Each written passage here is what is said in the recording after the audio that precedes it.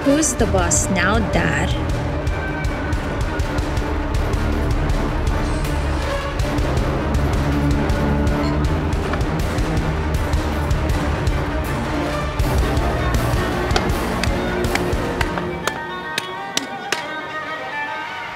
Ang laking pera niyan.